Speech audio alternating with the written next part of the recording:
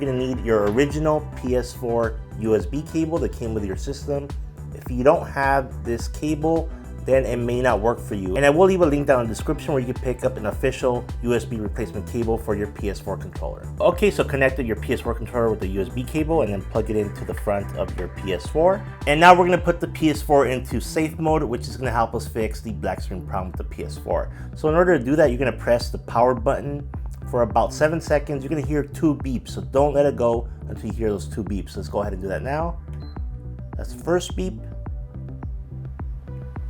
You'll see it flashing blue. Keep holding it down. Second beep, let it go. So you can see something shows up on the screen. Okay, so now your PS4 is in safe mode and it does say connect the DualShock 4 controller with a USB cable. So we've already connected our controller with the USB cable. And then you're gonna press the PS button right in the middle here. Now, if you press the PS button and nothing happens, that means you're not using the original USB cable that came with your PS4. In that case, I recommend you buy the official USB replacement cable down in the description, because I know that that cable works for sure. Okay, that being said, let's go ahead and continue. Press the PS button. And what you're gonna wanna do is you're gonna wanna go to option number 2, which is change resolution. So make sure you use the D-pad here, not this analog stick. So you're gonna wanna go down to option number 2, which is change resolution, and go ahead and press the X button. And this can tell you that the PS4 will restart, and after it's restarted, you can select your video output resolution. So go ahead and press X for OK.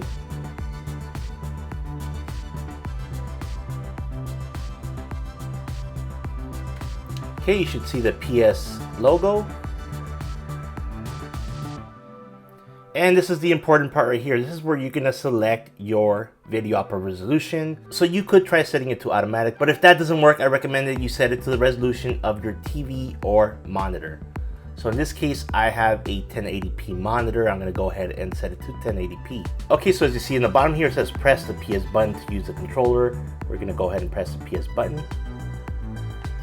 And then you can use the analog stick to pick your resolution.